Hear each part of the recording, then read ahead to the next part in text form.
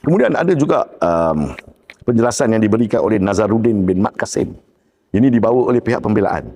Dialah yang memberi penjelasan bagaimana pergerakan wang daripada akaun M-Bank di Wells Fargo itu sehingga wang itu masuk ke dalam akaun Datuk Seri Najib. Jadi lengkaplah penjelasan yang diberikan oleh 3 saksi penawaan dan satu saksi pembelaan yang menunjukkan bahawa Datuk Seri Najib tidak memindahkan wang tersebut. Ini hujahan pihak pembelaan berkenaan dengan akta serius. Kemudian timbul satu lagi masalah. Ini lebih kepada rungutan dan aduan pihak pembelaan kenapa Datuk Seri Najib diberi layanan semini rupa. Beliau menghadapi 9 pertuduhan tentang pemindahan. Tetapi bagaimana pertuduhan ini boleh menjadi 9 pertuduhan?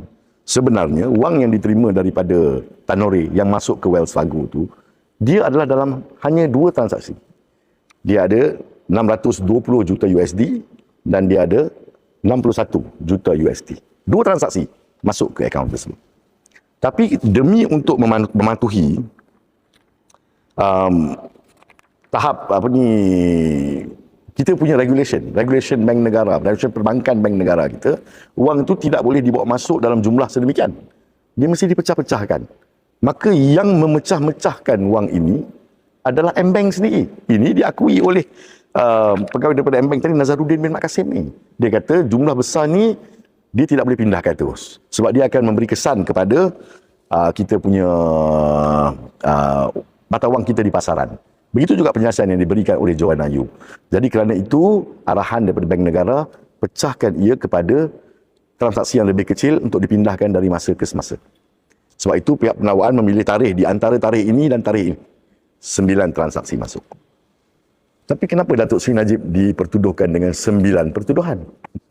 Bukan beliau yang memecahkan wang ini ke dalam bentuk 9 jumlah yang lebih kecil yang dipindahkan dari masa ke semasa. Ini dilakukan melalui arahan Bank Negara dan dilaksanakan oleh M Islamic Bank. Kenapa ada 9 pertuduhan terhadap Datuk Seri Najib? Ini dipersoalkan oleh pihak pembelaan. Mana perginya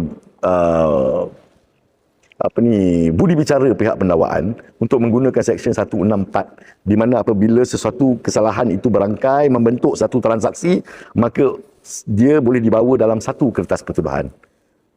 Sepatutnya satu pertuduhan saja. Sebab 9 transaksi ini, ia berangkai daripada satu jumlah yang besar dan rangkaian ini pun bukan dibuat oleh Datuk Seri Najib.